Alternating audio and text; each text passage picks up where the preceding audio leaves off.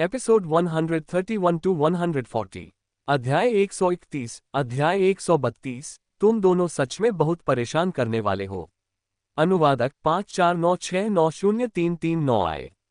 Chain you पूरी तरह से भुने हुए अर्जेंटीना के लाल झींगों का ढेर लेकर आए और जिया यांग्यांग के सामने बैठ गई। चेन यू ने झींगा छीलते हुए साथ ही पूछा, अब तुम्हारी क्या योजना है? योजना? शिया यांग्यांग को सचमुच कोई जानकारी नहीं थी। गु किचेन ने तलाक के समझौते को पहले ही फाड़कर टुकड़े टुकड़े कर दिया था।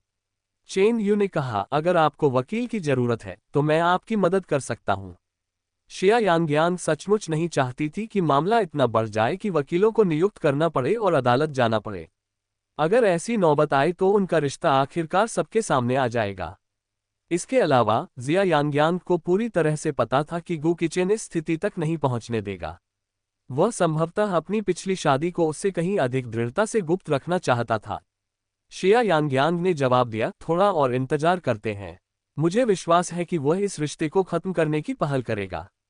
आखिरकार दो विवाह करना कानून के खिलाफ है। चेन यू ने सिर हिलाया और जिया यांग्यांग को छिला हुआ झींगा पेश किया। शिया यांग्यांग ने भौहें चढ़ाते हुए कहा, चेन यू ऐसा मत करो। चेन यू ने कहा, गु किचेन आपको देख रहा है। शिया यांग्यांग तुरंत अकड़ गई। लगभग बिना किसी झिझक के उसने चेन यू द्वारा आगे बढ़ाए गए झींगे को लिया और उसे खा लिया। इसके बाद चेन यू ने मुस्कुराते हुए डिस्पोजेबल दस्ताने पहने प्यार से जिया यांग्यांग के गाल को चुटकी ली और धीरे से कहा, छोटी वारिस, खाते समय तुम कितनी प्यारी लगती हो। ये सब बातें गु किचेन की नजरों में कैद हो गईं। उसके चेहरे पर कोई भाव नहीं था, लेकिन उसकी उंगलियां कस गईं। शिया यांग्यांग और चेन यू ने कुछ देर तक एक दूसरे से छेड़छाड़ की, लेकिन फिर अचानक शिया को लगा कि इसमें कोई दिलचस्पी नहीं है। वह इतना बचकाना व्यवहार क्यों कर रही थी? अगर गु किचेन इसे देख भी लेता तो क्या उसे कोई फर्क पड़ता? वह शायद सोचे कि वह सिर्फ एक मस्खरे का अभिनय कर रही थी। इसलिए जब चेन यू ने एक बार फिर उत्सुकता से झींगा मछली का एक टुकड़ा शिया यांग्यांग के मुंह के सामने रखा तो वह खड़ी हो गई और बोली, चेन यू, मेरा पेट भर गया है, मैं पहले वापस जा रही हूँ। जिया यांग्यांग अकेला रह गया। जब वह अकेले अपने छात्रावास भवन में लौटी तब तक पार्टी में काफी शोर शराबा शुरू हो चुका था। छात्रावास में अब सचमुच सन्नाटा पसरा हुआ था। मूल रूप से ये छात्रावास भवन कलाकारों के लिए समर्पित था और इसे स्कूल से क्रू द्वारा किराए पर लिया गया था। लगभग सभी कलाकार अब खेल के मैदान में आयोजित सभा में भाग ले रहे थे। पूरा छात्रावास घोर अंधेरे और सन्नाटे में डूबा हुआ था। जैसे ही जिया यांग्यांग अंदर प्रवेश करने वाली थी, उसने छात्रावास के सामने स्ट्रीट लैंप के नीचे झुकी हुई एक काली आकृति देखी। शिया यांग्यांग ये देखकर आश्चर्यचकित रह गई कि वह गु किचेन था। गु किचेन यहाँ क्यों था? हालांकि जिया यांग्यांग को जल्दी ही एहसास हो गया, शायद इसलिए कि उसने आज शेन मानबिन को देखा था और आखिरकार उसे सब कुछ समझ आ गया। वह शायद उनके तलाक के बारे में चर्चा करने आया हो। वो ठीक रहेगा। शिया यांग्यांग ने पहल की और गु किचेन से संपर्क किया। झींगा खाने में कैसा लगा? इससे पहले कि शिया यांग्यांग कुछ कह पाती, गु किचेन ने चुप्पी तोड़ी। उसकी आवाज धीमी और भारी थी, मानो सीधे उसके सीने से आ रही हो, जिसमें एक ठंडा व्यंग्य था जिसे सुनकर स्वाभाविक रूप से लोग भौहें चढ़ा लेते थे। शिया यांग्यांग ने भी मुस्कुराते हुए कहा, बेशक ये स्वादिष्ट थे। इन्हें हवाई जहाज से यहाँ लाया गया था, ताजे लाल झींगे, जिनकी कीमत प्रति झींगा सैकड़ों अमेरिकी डॉलर थी। झींगे जरूर बेहतरीन रहे होंगे। मुझे श्री गु की उदार मेहमाननवाजी के लिए उनका धन्यवाद करना चाहिए। मुझे लगता है कि आपको इसका स्वाद पसंद नहीं आया, बल्कि श्री चेन आपके लिए झींगा छील रहे थे। आप दोनों काफी स्नेहपूर्ण थे। शिया यांग्यांग ने पलटवार करते हुए कहा, श्री गु और सुश्री शेन की तुलना में हम कुछ भी नहीं थे। दोनों की निगाहें मिली। गु किचेन की निगाहें बर्फीली ठंडी थीं, लेकिन उनमें छिपे गुस्से की झलक भी थी। कुछ देर तक शिया यांग्यांग को घूरने के बाद गु किचेन ने कहा, जब यह इतना स्वादिष्ट था तो आप और खाने के लिए क्यों नहीं रुके? आप इतनी जल्दी वापस क्यों आ गए? शिया यांग्यांग ने जवाब दिया, तो फिर श्रीमान गु का क्या? आप महिला छात्रावास भवन के प्रवेश द्वार पर क्यों हैं? क्या ऐसा हो सकता है कि आप मेरा इंतजार कर रहे हों? अध्याय 132। अध्याय 133। उसने अचानक उसे जोर से चूमा। अनुवादक 5496903339 आए।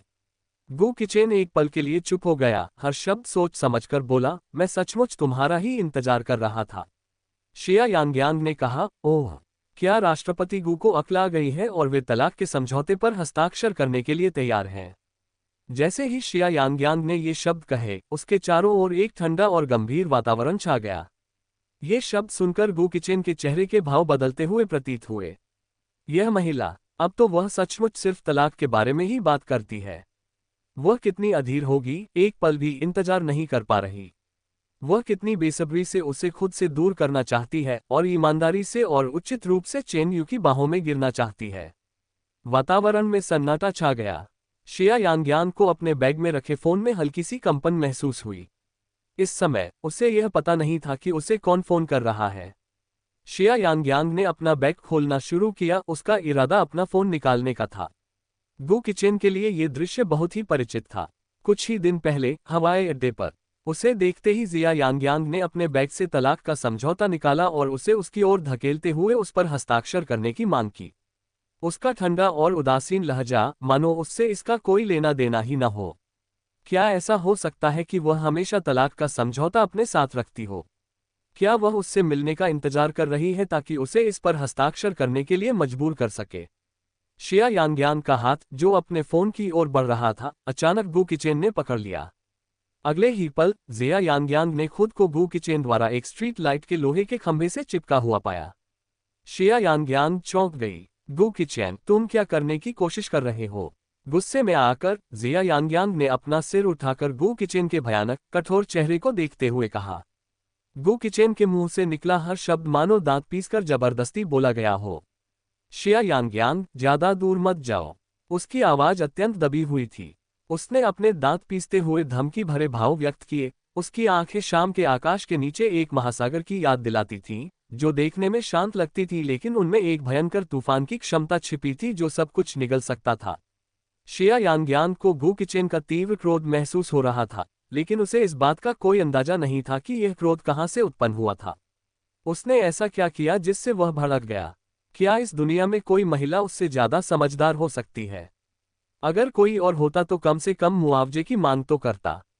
शिया यांग्यांग ने बोलना शुरू किया, श्रीमान गू, मेरे हद से ज्यादा जाने का आपका क्या मतलब है? हमारे तलाक के समझौते में साफ साफ लिखा है कि मैं बिना कुछ लिए ही जाऊंगी। आपको और क्या चाहिए? बस आप हस्ताक्षर कर दीजिए, हम सारे रिश्ते पूरी तरह से तोड़ सकते हैं।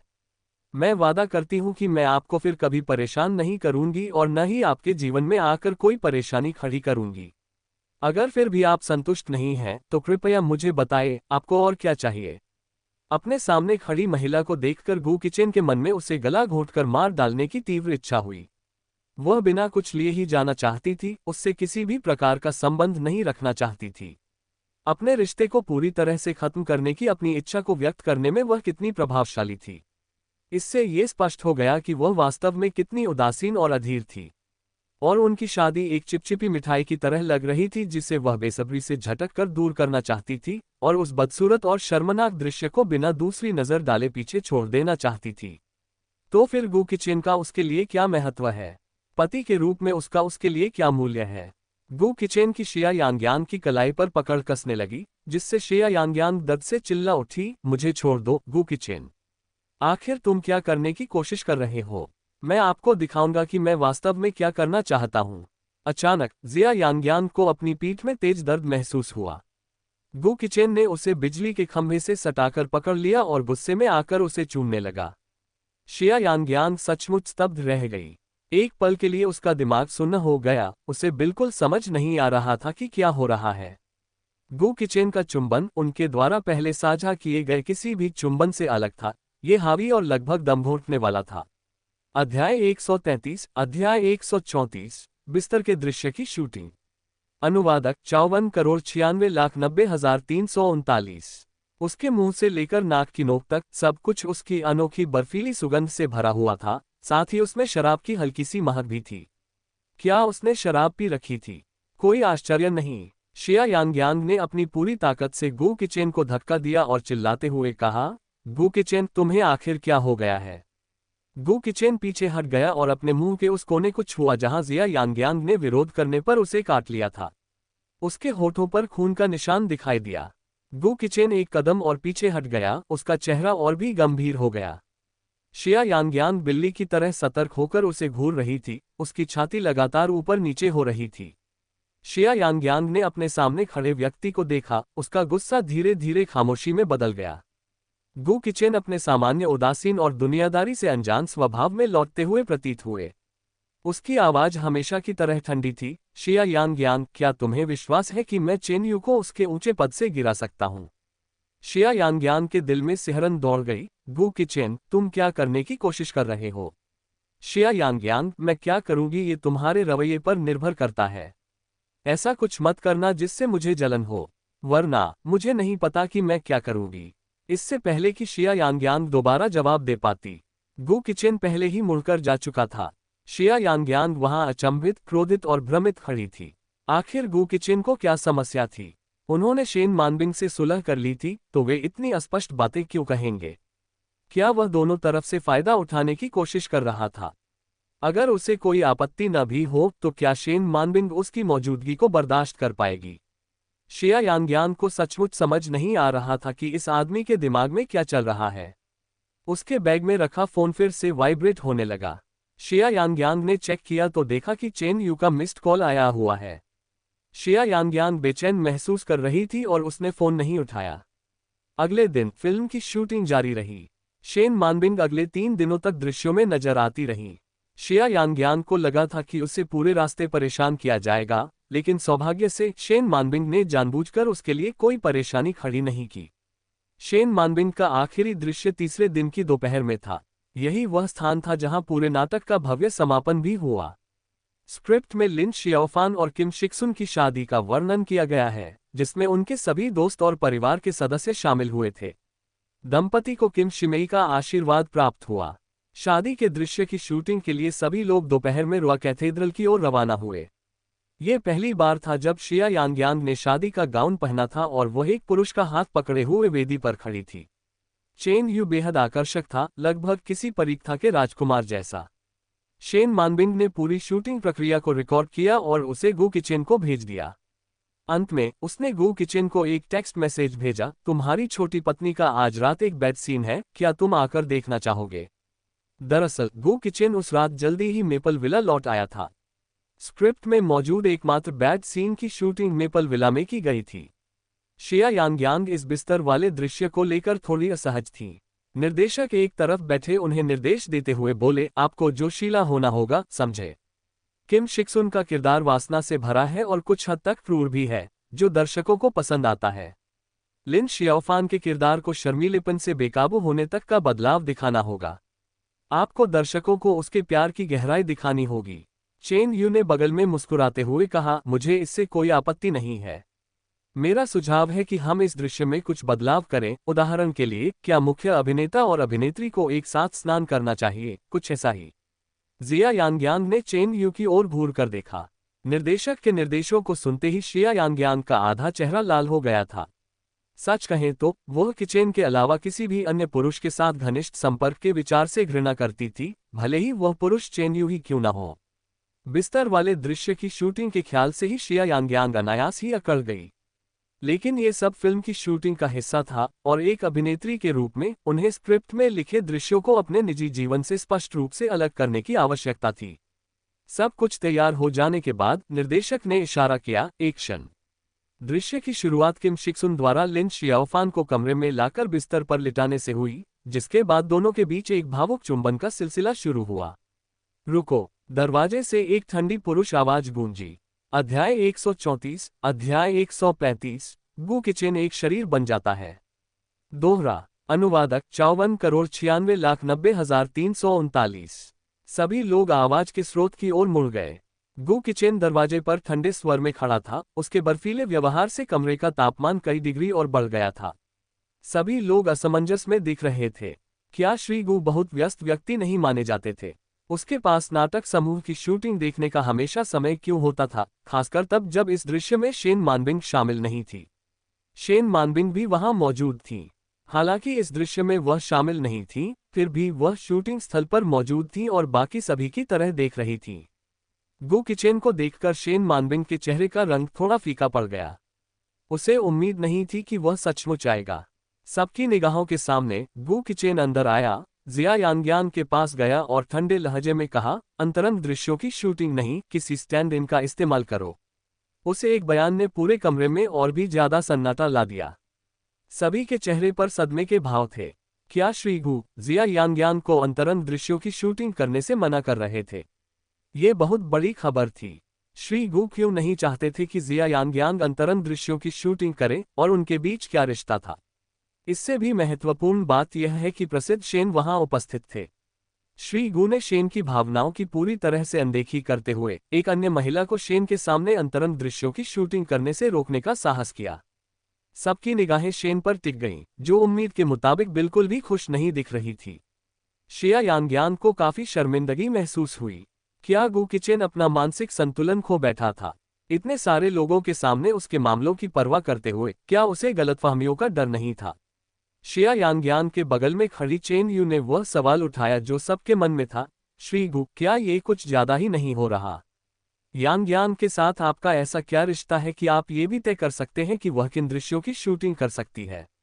गु किचेन ने चेन यू को ठंडी निगाहों से देखा, तुम हमारे रिश्ते को अच्छी तरह जानते हो।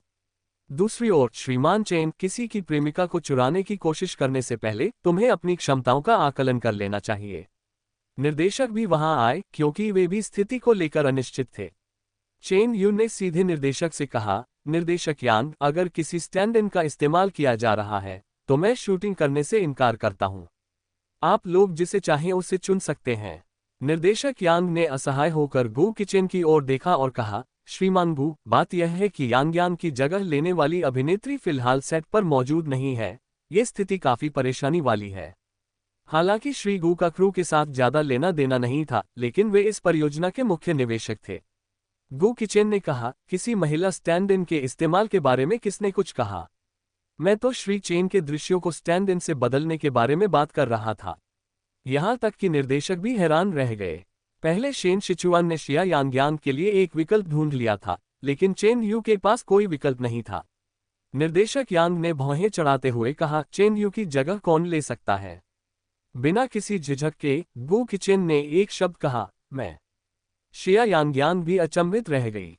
क्या हो रहा था? सभी लोग समान रूप से असमंजस में थे, लेकिन एक बात अब स्पष्ट हो गई थी।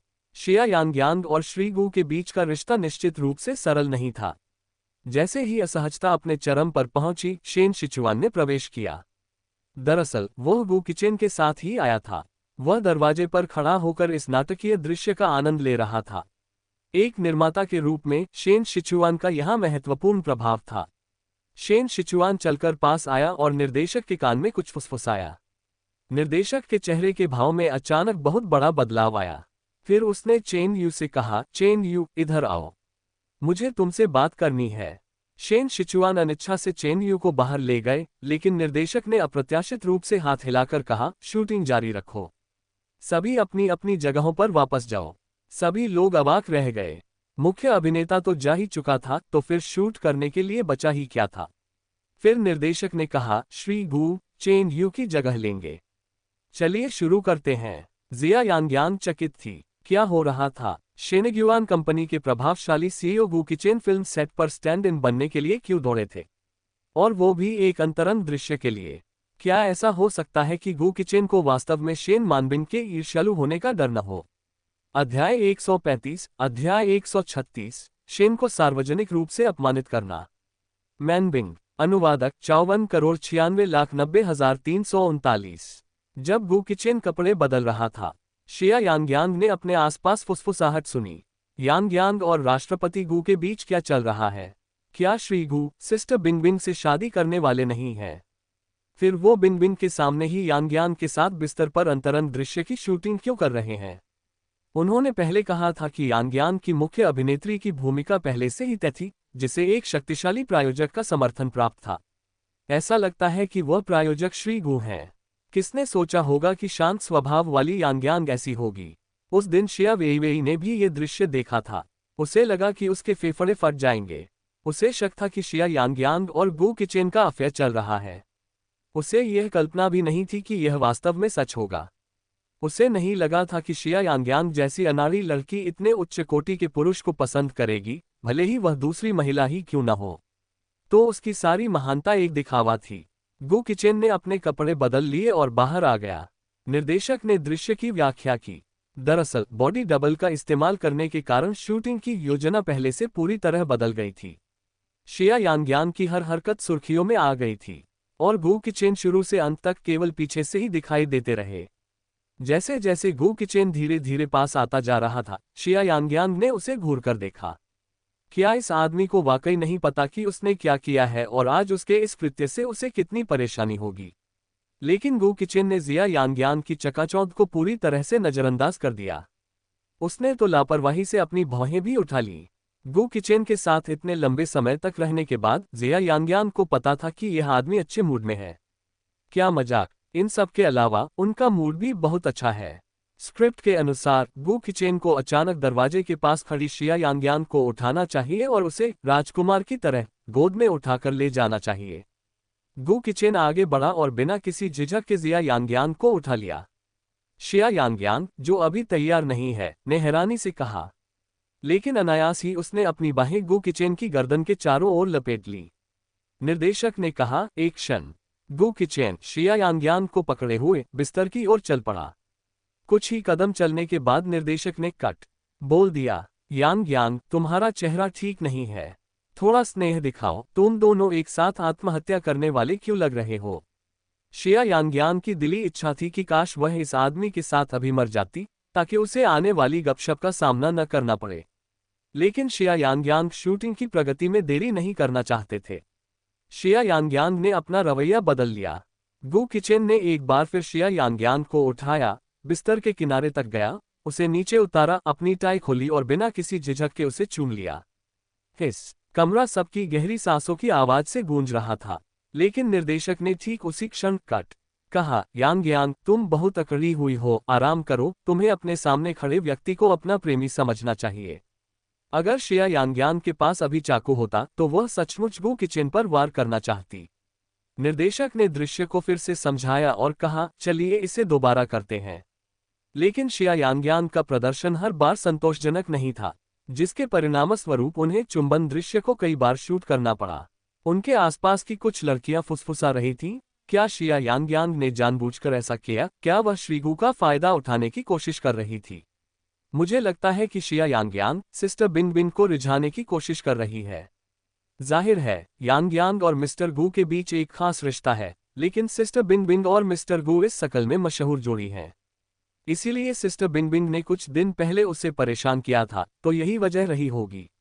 अब जब मिस्टर गु ने उसे अपने संरक्षण में ले लिया है, तो जाहिर है वह इस मौके का फायदा उठाकर बदला लेना चाहती है। क्या तुमने देखा है सिस्टर बिनबिन का चेहरा कितना बिगड़ गया है? किसने सोचा होगा कि शिया यांग्यांग इतनी चालाक होगी?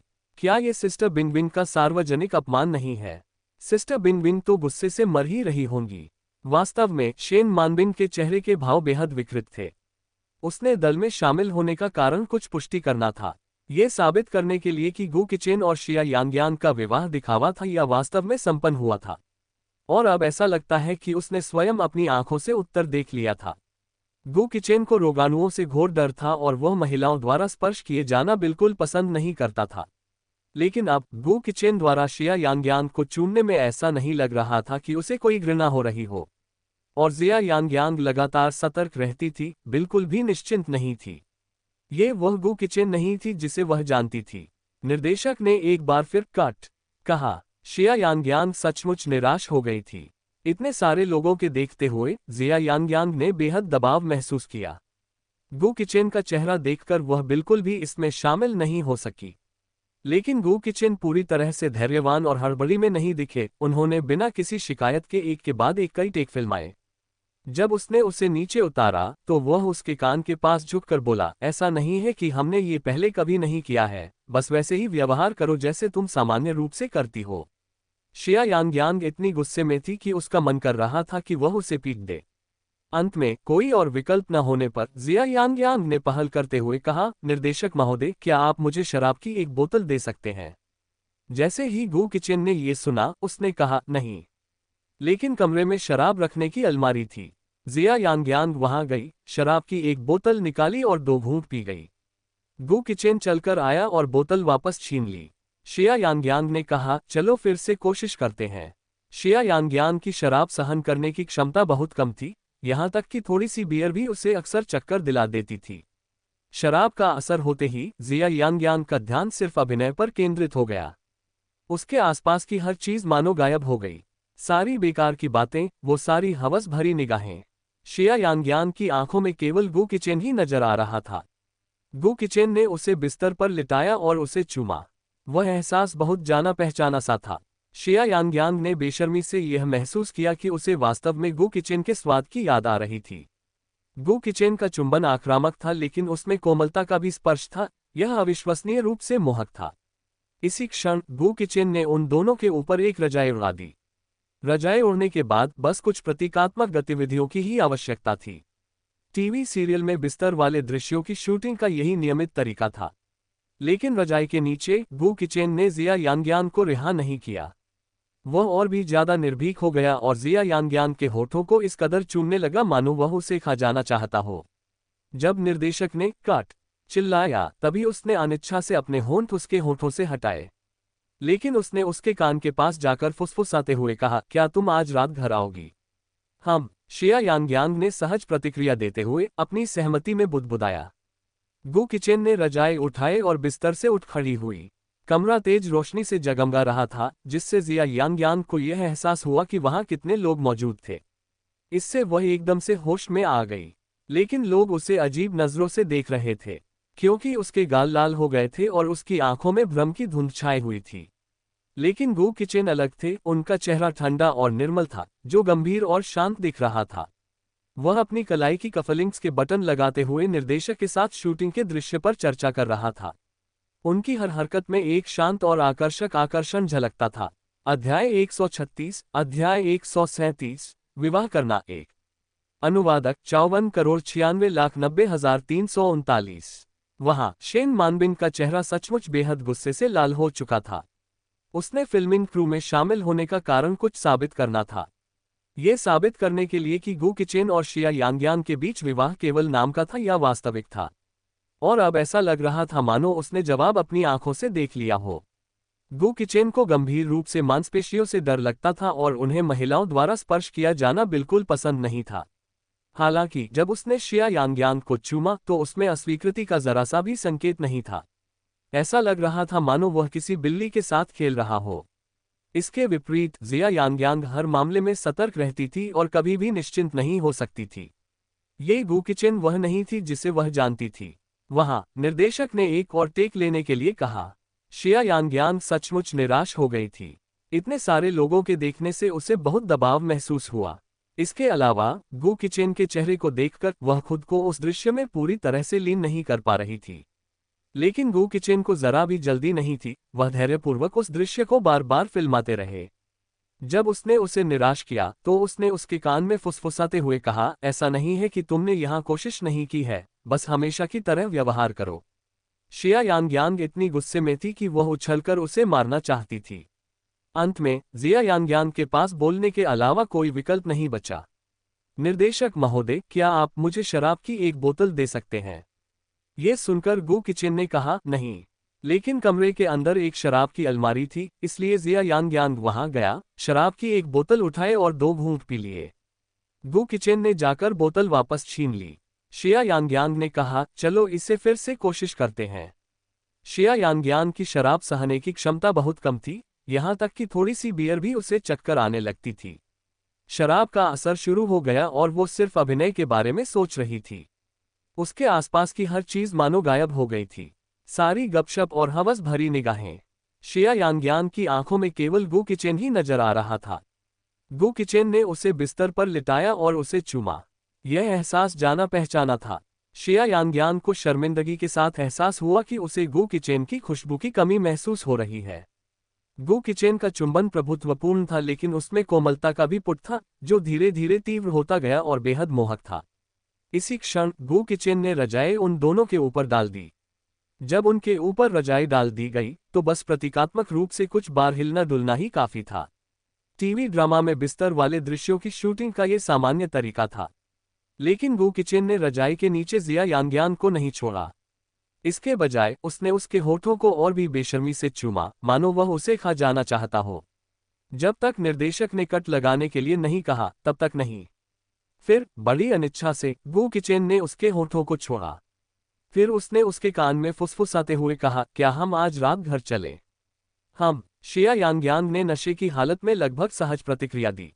तभी गू किचेन ने रजाई उठाए और बिस्तर से उठ खड़ी हुई। कमरा अच्छी तरह से रोशन था और कमरे में मौजूद कई लोगों को देखकर जिया यांगयांग को आखिरकार थोड़ी सी चेतना वापस आ गई। उसे देखने वाले लोगों की निगाहें ही अजीब थीं, क्योंकि उसके गाल लाल हो गए थे और उसकी आंखें नम थीं। लेकिन गू किचेन अलग थे, वे लंबे समय से अपने शांत स्वभाव में लौट आए थे और तेज और स्पष्ट दिमाग वाले दिख रहे थे। अपनी शर्ट के बटन लगाते समय भी वह निर्देशक के साथ अभी अभी पूरी हुई शूटिंग के दृश्य पर चर्चा कर रहा था। उनकी हर हरकत में एक शांत लेकिन मोहक आकर्षण झलकता था। अध्याय 137, अध्याय 138, गू किचेन मेरे पति हैं। अनुवादक 54,96,90,339। अभी अभी जब वह चुंबन का दृश्य कर रहा था तो उसके जबरदस्त दबदबे के कारण कमरे में मौजूद लगभग सभी महिलाएं जोर जोर से चीखने लगीं। वह सचमुच बेहद आकर्षक और मोहक था।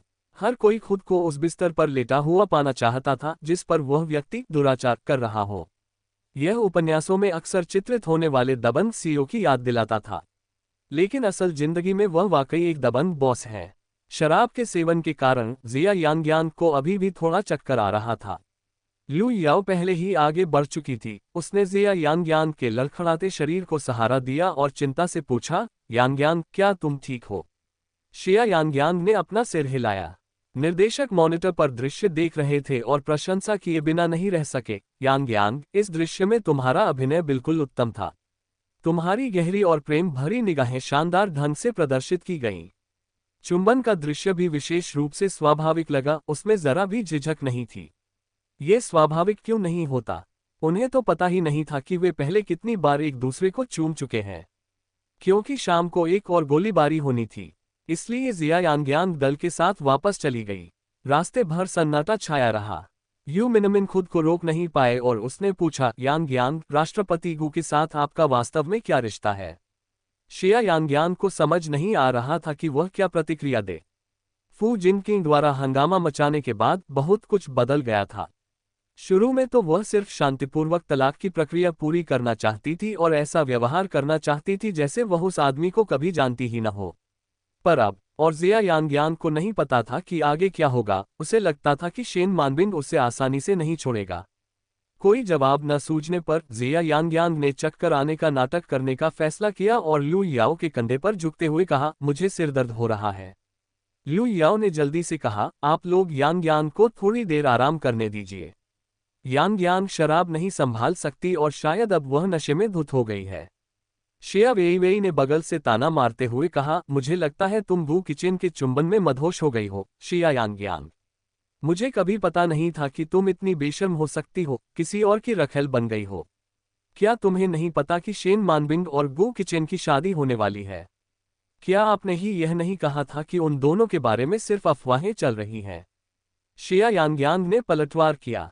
शिया वेईवेई के गले में शब्द अटक गए, लेकिन फिर भी उसने अपना शत्रुतापूर्ण रवैया बरकरार रखा। शिया यांगयांग, गू किचेन के साथ तुम्हारा क्या रिश्ता है? अनजान बनने का नाटक मत करो और हमें मूर्ख मत समझो। हार मानते हुए जिया यांगयांग ने झट से कहा, वह मेरे पति हैं, ठीक है। कार में बैठे सभी लोग अचानक चुप हो गए। शिया वेईवेई चौंक गई, फिर अविश्वास भरी हंसी हंसते हुए बोली, शिया यांगयांग, तुम जरूर दिवास्वप्न देख रही हो। अगर गू किचेन तुम्हारा पति है तो मैं मिंगजू बिल्डिंग की छत से कूद जाऊंगी। शिया वेईवेई ने तिरस्कारपूर्ण ढंग से हंसते हुए कहा। अधिक से अधिक, शिया यांगयांग गू किचेन की गुप्त प्रेमिका थी और उसमें तो ये दावा करने की भी धृष्टता थी कि वह उसकी पत्नी थी। गू किचेन जैसे व्यक्ति के लिए तो शेन मानबिंग भी काफी अच्छी नहीं थी, भला वह जिया यांगयांग से शादी कैसे कर सकता था? बाकी लोग भी आश्वस्त नहीं दिखे। ऐसा लग रहा था मानो शिया यांगयांग नशे में धुत होकर बेतुकी बातें कर रही हो। शिया यांगयांग को अचानक लगा, छिपने की क्या जरूरत है? वैसे भी अगर वह पूरी दुनिया को यह ऐलान भी कर दे कि उसकी शादी गू किचेन से हो गई है, तो भी कोई उस पर विश्वास नहीं करेगा, है ना? उस रात का दृश्य अच्छा नहीं रहा, क्योंकि चेन यू गायब हो गया था। शिया यांगयांग ने उसे फोन किया लेकिन चेन यू ने फोन नहीं उठाया। शिया यांगयान छात्रावास में अपने बिस्तर पर लेटी हुई थी, उसका मन गू किचेन के विचारों से भरा हुआ था। ऊपर की चारपाई से लू याओ ने कई बार नीचे झांका, मानो वह बोलने के लिए बेचैन हो। अगर आपके कोई सवाल हो तो पूछ लीजिए, जिया यांगयांग ने अंत में कहा। लू याओ ने अंत में पूछा, यांगयांग, श्री गू के साथ आपका वास्तव में क्या संबंध है? शिया यांगयांग ने जवाब दिया, अगर मैं कहूं कि हमारी शादी हो चुकी है तो क्या तुम मुझ पर विश्वास करोगे? हाँ। अब आश्चर्य करने की बारी जिया यांगयांग की थी। क्यों? क्योंकि मिस्टर गू जिस तरह से आपको देखते हैं वो अलग है। मैं इसे कैसे कहूं, उसमें बहुत सारा प्यार शामिल है। गू किचेन उसे प्यार भरी नजरों से देख रहा है। उसे इसकी उम्मीद नहीं थी। लू याओ अचानक और भी उत्सुक हो गई और जिया यांगयांग के बिस्तर पर रेंगते हुए बोली, तो फिर आपकी शादी वाकई मिस्टर गू से हो गई है। लेकिन फिर भी मिस्टर गू और शेन मानबिन की शादी की अफवाहें क्यों चल रही हैं? शिया यांगयांग ने आह भरी, हम सचमुच शादीशुदा थे, लेकिन अब हम तलाक ले रहे हैं। जल्द ही। अध्याय 138, अध्याय 139, वो मुझे पसंद नहीं करता। अनुवादक 5496903339 आए। लू याओ चौंक गई, ऐसा कैसे हो सकता है? शिया यांगयांग ने करवट बदलते हुए कहा, वह मुझे पसंद नहीं करता, मैं तो बस उसके लिए एक अस्थायी समाधान हूं। लू याओ शायद स्थिति का अंदाजा लगा सकती थी। सिंड्रेला और राजकुमार की प्रेम कहानी में हमेशा एक राजकुमारी होती है जो राजकुमार की स्वाभाविक जोड़ी होती है। शिया यांगयांग का रूप देखकर लू याओ ने और कोई सवाल नहीं पूछा। शिया यांगयांग का फोन बजने लगा। दरअसल फोन गू किचेन का था। शिया यांगयांग एक पल के लिए हिचकिचाए, लेकिन फिर उसने जवाब दिया। गू किचेन की गहरी मोहक आवाज सुनाई दी, तुम अभी तक वापस क्यों नहीं आए? शिया यांगयांग ने जवाब दिया, मैं वापस नहीं आ रही हूं, मुझे कल सुबह जल्दी एक काम है। गू किचेन का लहजा हल्का और उदासीन था, तुमने आज रात घर आने का वादा किया था। मैंने आपसे ऐसा वादा कब किया था? हम। गू किचेन की आवाज तेज हो गई, क्या आपको याद दिलाने की जरूरत है? शिया यांगयांग पल भर में शर्मा गई। बेशक, उससे याद है। शिया यांगयांग ने बुदबुदाते हुए कहा, मैं वापस नहीं जाना चाहती। क्या आप चाहते हैं कि मैं आपको लेने आऊं? नहीं, तो आधे घंटे के भीतर आ जाओ। इतना कहकर गू किचेन ने फोन काट दिया। शिया यांगयांग बहुत परेशान थी, लेकिन फिर भी वह उठी और अपने जूते पहने। लू याओ ने पूछा, यांगयांग, इतनी रात को तुम कहाँ जा रहे हो? शिया यांगयांग ने आह भरी, एक बूढ़े आदमी को पीटने के लिए। लू याओ, बेशक, जिया यांगयांग गू किचेन को पीटने की हिम्मत नहीं करेगी, इसलिए वह आज्ञाकारी होकर मेपल विला चली गई। मेपल विला में भरपूर रोशनी थी। जैसे ही शिया यांगयांग सीढ़ियां चढ़ रही थी, तभी जैसे ही वह मुड़ी, किसी ने जबरदस्ती उसका हाथ पकड़ लिया। अगले ही पल उसे दीवार से धक्का दे दिया गया। चुंबनों की बौछार बारिश की तरह बरसने लगी। उस परिचित स्वाद ने शिया यांगयांग के दिमाग को सुन्न कर दिया। उसके सामने एक बेहद आकर्षक चेहरा था। कुछ लोग कहते हैं कि गू किचेन एक ठंडा और अलग थलग रहने वाला व्यक्ति है, उसकी बर्फीली आंखों की एक झलक किसी की भी धड़कन तेज कर सकती है। लेकिन सच कहें तो गू किचेन जब भावुक होते हैं तो और भी ज्यादा आकर्षक लगते हैं। एक हाथ दीवार पर और दूसरा हाथ जिया यांगयांग की गर्दन पर रखकर उसे अपनी बाहों में जकड़े हुए गू किचेन दबंग और कोमल दोनों तरह का व्यवहार कर रहा था। गू किचेन के चुंबन कौशल बेजोड़ थे। नौसिखिया शिया यांगयांग पल भर में ही अभिभूत हो गई। वह तुरंत ही अचंभित और भ्रमित हो गई। अंत में गू किचेन ने जिया यांगयांग को एक तरफ उठाकर ले गया और अपने पैर से शयनकक्ष का दरवाजा खोल दिया। जब उसकी पीठ बिस्तर से टकराई तो जिया यांगयांग अचानक होश में आ गई। उसने काफी मशक्कत के बाद गू किचेन को एक तरफ धकेल दिया। बीच में ही बात अधूरी छोड़ देने वाले उस व्यक्ति ने नाराजगी से शिकायत की, इतनी देर हो गई है, तुम मुझे चुंबन क्यों नहीं करने दे रही हो? शिया यांगयांग ने कहा, गू किचेन, अगर तुम्हें कुछ जैविक जरूरतों को पूरा करना है तो किसी और स्त्री को ढूंढ लो, मेरे पास मत आओ। शिया यांगयांग भी क्रोधित थी। क्या वह उसके लिए अपनी इच्छाओं को पूरा करने का सिर्फ एक जरिया है? घर आकर उसने एक शब्द भी नहीं बोला और सबसे पहले उसने जो किया वो ये था। लेकिन गू किचेन का चेहरा तुरंत गुस्से से लाल हो गया, कोई दूसरी औरत ढूंढोगे? शिया यांगयांग, तुम क्या कह रही हो? शिया यांगयांग ने तीखे लहजे में जवाब दिया, मैं इंसानों की भाषा बोल रही हूँ, गू किचेन। मुझे नहीं पता मर्द कैसे सोचते हैं, लेकिन मेरी राय में एक रात साथ बिताने से कई बातें सुलझ नहीं सकती। बेहतर यही होगा कि हम अभी एक दूसरे से दूरी बनाए रखें ताकि बाद में असहज स्थिति से बचा जा सके। गू किचेन सीधा बैठ गया था। उसकी आंखों में वासना धीरे धीरे गायब हो गई, उसकी जगह एक असीम शीतलता ने ले ली। क्या चेन यू सचमुच इतनी अच्छी है? क्या तुम मुझसे तलाक लेने पर तुली हुई हो? शिया यांगयांग अचंभित रह गई, उसे समझ नहीं आ रहा था कि विषय इतनी जल्दी कैसे बदल गया। लेकिन इसका चेन यू से क्या लेना देना है? उनके बीच का मुद्दा कभी चेन यू को लेकर नहीं था। गु किचेन हमेशा ध्यान भटकाता रहता है। अध्याय 139, अध्याय 140, भूमिका परिवर्तन। अनुवादक 54,96,90,339। लेकिन जिया यांगयांग को इस आदमी से सचमुच नफरत थी, क्योंकि वह बेवकूफ़ी का नाटक कर रहा था। बिना किसी संकोच के शिया यांगयांग ने कहा, चाहे कुछ भी हो, वह तुमसे बेहतर है, गु किचेन। मैं अब तुम्हारे साथ इस तरह की बहस में नहीं पड़ना चाहती। अगर तुम अब भी तलाक से सहमत नहीं हो, तो मैं सीधे एक वकील से संपर्क करके तुमसे बातचीत करवाऊंगी, बशर्ते तुम्हें इस बात का डर न हो कि कहीं यह मामला सबके सामने ना आ जाए। गु किचेन ऊपर से शांत दिख रहा था, लेकिन अंदर ही अंदर उसके अंदर भयंकर क्रोध धधक रहा था। इस महिला में वाकई बहुत हिम्मत है कि वो कुछ ही सेकंड में उसके गुस्से को भड़का सकती है।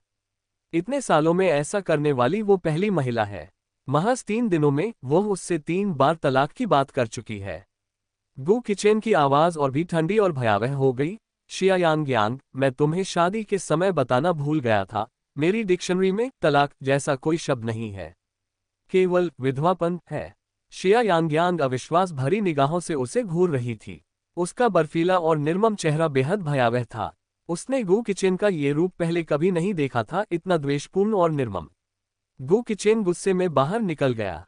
कुछ ही देर बाद जिया यांगयांग ने नीचे एक कार के इंजन की तेज आवाज सुनी। गु किचेन ने मेपल विला छोड़ दिया। वह इतनी रात को कहाँ जा रहा होगा? क्या वह शेन मानबिंग से मिलने जा रहा है? शिया यांगयांग बेहद थकी हुई महसूस कर रही थी और बिस्तर पर लेटते ही लगभग तुरंत सो गई। ठीक अगली सुबह शिया यांगयांग शूटिंग सेट पर गईं। जैसे ही वह मेकअप रूम में दाखिल हुई, उसने देखा कि सभी लोग एक साथ हडल्ड होकर किसी बात पर चर्चा कर रहे थे। उसके कमरे में प्रवेश करते ही सारी बातचीत अचानक बंद हो गई। सब लोग उसे असामान्य निगाहों से देखने लगे। जिया यांगयांग हैरान थी। लू याओ चिंतित चेहरे के साथ पास आया और बोला, यांगयांग, आज की मनोरंजन जगत की सुर्खियां तुम ही हो।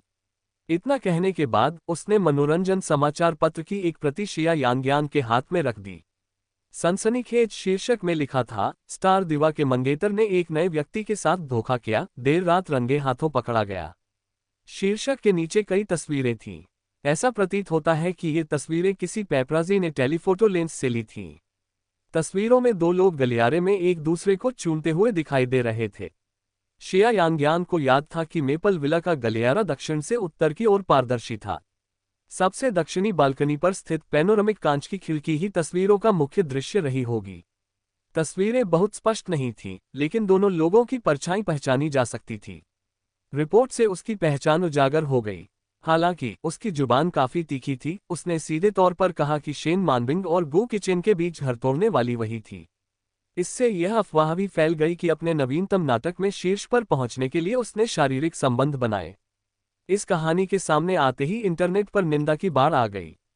शेन मानबिंग के प्रशंसक भड़क उठे और उन्होंने शिया यांगयांग मनोरंजन उद्योग से बाहर निकलो शीर्षक से एक वीडियो शुरू किया, जिसे लाखों बार देखा गया और अभूतपूर्व ध्यान आकर्षित किया। यहां तक कि चेन यू के प्रशंसक भी इस चिंता से कि ऐसी प्रमुख अभिनेत्री उनकी आदर्श की छवि खराब कर देगी, हम सिंड्रेला की शूटिंग एक नई नायिका के साथ दोबारा करने की मांग करते हैं, अभियान में शामिल हो गए। कुछ ही समय बाद जिया यांगयांग इस विवाद के केंद्र में आ गईं और उन्हें जनता की ओर से भारी तिरस्कार का सामना करना पड़ा। शिया वेई मुस्कुराते हुए पास आई और बोली, शिया यांगयांग, अब तुम्हारे पास खुद का बचाव करने के लिए कुछ नहीं बचा है ना? फिर भी तुम घर तोड़ने वाली होने से इनकार कर रही हो। देखते हैं अब तुम अपना बचाव कैसे करती हो। राष्ट्रपति गु आज दोपहर 3 बजे प्रेस कॉन्फ्रेंस कर रहे हैं। वो निश्चित रूप से तुमसे अपना संबंध तोड़ लेंगे। शिया यांगयांग, अगर मैं तुम्हारी जगह होती तो शेन मानबिंग के प्रशंसकों के थूक में डूबने के बजाय दीवार से टकराकर मरना पसंद करती। शिया वेई अंदर से बेहद खुश थी। उसने पेपराजी से संपर्क किया। पिछली रात उसने जिया यांगयांग को चुपके से बाहर निकलते देखा और पेपराजी को उसके पीछे जाने के लिए कहा। किसने सोचा होगा कि यह इतनी बड़ी खबर बन जाएगी। शिया यांगयांग निस्संदेह इससे उबर नहीं पाएगी। किसी भी मनोरंजनकर्ता के लिए किसी घोटाले से ज्यादा तेजी से कुछ भी उसे बर्बाद नहीं कर सकता, खासकर तब जब वह किसी सेलिब्रिटी जोड़े के बीच फंस जाए, और यह सब उनकी कथित सगाई की घोषणा से ठीक पहले हो। खबर फैलते ही शेनेग्युआन ने तुरंत प्रेस कॉन्फ्रेंस आयोजित करने की घोषणा की और स्थिति को स्पष्ट करने के लिए उत्सुक दिख रहे थे। मनोरंजन जगत में ऐसा अक्सर होता रहता है। आमतौर पर वे तब तक इनकार करते रहेंगे जब तक कि निर्विवाद सबूत सामने नहीं आ जाते। आमतौर पर कमजोर पक्ष को ही दोषी ठहराया जाता है। आमतौर पर कमजोर पक्ष को पहल करने या नशे की स्थिति का फायदा उठाने आदि के लिए दोषी ठहराया जाता है। बेशक पुरुष महिला को ऐसा समझौता दे सकता है जिससे ये सुनिश्चित हो जाए कि उसे जीवन भर जीवनयापन के खर्चों के बारे में चिंता न करनी पड़े। खैर, आप इसे किसी भी नजरिए से देखें, शिया यांग्यान का अभिनय करियर अब पूरी तरह से तबाह हो चुका है। अध्याय 140, अध्याय 141, स्पष्टीकरण प्रेस सम्मेलन। अनुवादक 54,96,90,339। शिया वेई बेहद संतुष्ट थी। गु किचेन शिया यांग्यान के आकर्षण से बस मंत्रमुग्ध था, इससे ज्यादा कुछ नहीं। अब जब उनका भेद खुल गया है तो जिया यांग्यांग निश्चित रूप से उसके लिए बोझ बन जाएगी और वह बिना सोचे समझे उसे त्याग देगा। शिया वेई उस पल का बेसब्री से इंतजार कर रही थी जब शिया यांग्यांग का तेजी से पतन होगा और वह दुख के गड्ढे में गिर जाएगा। हालांकि अब ये खबर सामने आ चुकी थी, लेकिन निर्देशक यांग जिन ने इसे गंभीरता से नहीं लिया। सुबह की सारी फिल्म की शूटिंग सामान्य रूप से संपन्न हुई। हालांकि सभी ने इस स्थिति पर चर्चा करने से परहेज किया, लेकिन ये स्पष्ट था कि उनका सारा ध्यान उसी मामले पर केंद्रित था। दोपहर के भोजन के समय जिया यांग्यांग को गो किचन से एक संदेश मिला। संदेश में केवल एक सरल वाक्य था, दोपहर 2 बजे शेनेग्युआन बिल्डिंग के सम्मेलन कक्ष में, आइए इस गड़बड़ी को समाप्त करें। शिया यांग्यांग लगभग 10 मिनट तक अपने फोन को घूरती रही। उसका दिल ऐसे दर्द कर रहा था मानो उसे चाकू से काटा जा रहा हो। हालांकि वह जानती थी कि यह क्षण अंततः आएगा, फिर भी उसके लिए इसे सहन करना बहुत मुश्किल था। इसे पूरा कर रहे हो तो गु किचेन ने आखिरकार अपने विचारों को सुलझा लिया था। उसे राहत की सांस लेनी चाहिए, है ना? हालांकि मौजूदा परिस्थितियों में जिया यांग्यांग को आश्चर्य हुआ कि गु किचेन इसे कैसे समाप्त करने वाला है। हो सकता है कि शेन मानबिंग की प्रतिष्ठा बचाने के लिए वह सचमुच वही करे जो जिया वेई ने भविष्यवाणी की थी, यानी उससे सारे संबंध तोड़ दे और उनके रिश्ते से इनकार कर दे। अगर वह थोड़ा और उदार होता तो शायद वह अपनी अल्पकालिक शादी को सार्वजनिक कर देता और फिर सार्वजनिक रूप से तलाक के समझौते पर हस्ताक्षर कर देता। हालांकि जिया यांग्यांग ने सोचा कि उनके मौजूदा शत्रुतापूर्ण संबंधों को देखते हुए गु किचेन शायद इतने उदार नहीं होंगे। लेकिन परिणाम चाहे जो भी हो, शिया यांग्यांग इसे स्वीकार करना पसंद करेगी। जब शिया यांग्यांग अपना फोन पकड़े हुए असमंजस में थी, तभी चेन यू उसके बगल में बैठ गया। मैं आज दोपहर तुम्हारे साथ चलूंगा। शिया यांग्यांग ने जल्दी से अपना फोन रख दिया। चेन यू ने उसकी तरफ देखा और कहा, इसे छुपाने की जरूरत नहीं है, मैंने देख लिया है। शिया यांग्यांग ने अपना सिर झुकाते हुए कहा, आपको जाने की जरूरत नहीं है, मैं एक समस्या से निकलकर दूसरी समस्या में नहीं पड़ना चाहती। चेन यू ने जवाब दिया, मैं उससे अलग हूं, मुझे तुम पसंद हो और मैं ये बात पूरी दुनिया के सामने जाहिर करने को तैयार हूं। यांग्यांग, आज ही उसे तलाक दे दो और मैं कल तुमसे शादी कर लूंगी। चेन यू, बस करो, शिया यांग्यांग ने कहा, मेरे मन में तुम्हारे बारे में कोई बुरी भावना नहीं है, हम सिर्फ दोस्त हैं। चेन यू कुछ निराश दिख रही थी। ये तीसरी बार है जब तुमने मुझे ठुकरा दिया है। लेकिन कुछ देर बाद उसने अचानक हाथ बढ़ाकर जिया यांग्यांग के बालों को सहलाते हुए कहा, कोई बात नहीं मिस, मैं तुम्हारा इंतजार कर सकता हूं। आखिरकार मैं इतना आकर्षक हूं कि तुम मुझसे देर सवेर प्यार कर ही लोगी। जिया यांग्यांग। शिया यांग्यांग ने निर्देशक से छुट्टी का अनुरोध किया। मैंने बिल्कुल सही समय पर यह काम किया और फिर शेनेग्युआन बिल्डिंग की ओर चल दिया। वह वहां इंटर्नशिप करती थी, इसलिए वह स्वाभाविक रूप से उस जगह से परिचित थी। सम्मेलन कक्ष में प्रवेश करने से पहले उन्हें राष्ट्रपति के सचिव कार्यालय से होकर गुजरना पड़ा। वह वहां मौजूद लगभग सभी लोगों को पहचानती थी। वे सभी बहुत ही विचित्र दिख रहे थे। लिन युवान ने सीधे जिया यांग्यांग का रास्ता रोकते हुए कहा, क्या ये सच है? आप और राष्ट्रपति गो? लिन युवान उससे 1 साल सीनियर थी और अब स्नातक हो चुकी थी और आधिकारिक तौर पर सचिवालय विभाग में काम कर रही थी। लेकिन जब वे दोनों साथ में इंटर्नशिप कर रहे थे, तब जिया यांग्यांग ने पहले ही देख लिया था कि लिन युवान के मन में गु किचेन के लिए प्रेम भावनाएं थीं।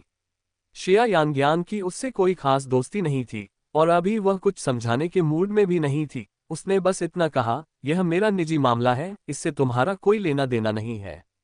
ये सब कहने के बाद जिया यांगयांग ने उसके चारों ओर घूमकर जाने का इरादा किया।